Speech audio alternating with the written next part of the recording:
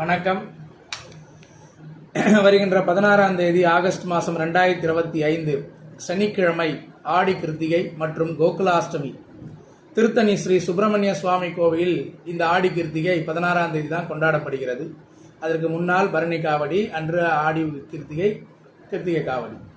அதுக்கு அடுத்தபடியாக அன்று தேய்பிறை அஷ்டமி, கோகுலாஷ்டமின்னு சொல்லக்கூடிய ஸ்ரீ கிருஷ்ண பரமாத்மா அன்று பிறந்த நாள், கிருஷ்ண ஜெயந்தி.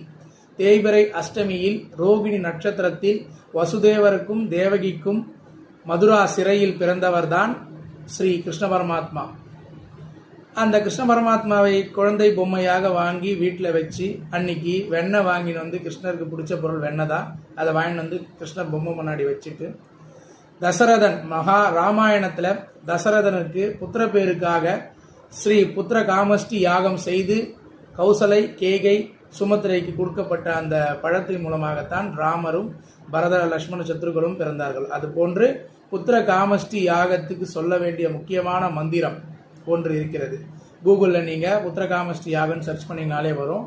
அந்த மந்திரம் தேவகி சுத கோவிந்தா வாசுதேவா ஜெகத்பதே தேகிமே தனயம் கிருஷ்ணா துவாமகம் சரணகதகா தேவதேவ ஜெகநாதா கோத்திர விருத்தி பிரபோ தேகிமே தனயம் சீக்கிரம் ஆயுஷ்மந்தம் யசஸ்வி நம என்று சொல்லுகின்ற இந்த மந்திரத்தை 11 முறை, அந்த மந்திரத்தை 11 முறை ஜபித்து கிருஷ்ண பரமாத்மாவின் அருகில் இருக்கக்கூடிய வெண்ணெயை கணவன் மனைவி 2 பேரும் சாப்பிட்டு வரணும். 48 நாள் தொடர்ந்து சாப்பிட்டீங்கன்னா கண்டிப்பாக புத்திர சந்தானம் உற்பத்தி ஆகும். குழந்தை பாக்கியம் இல்லாதவர்களுக்கு இது ஒரு அருமையான மந்திரம். இதை சொல்லி பூஜை பண்ணுங்க, நிச்சயமாக இறைவனுடைய அனுகிரகம் கிடைக்கும். நன்றி, வணக்கம்.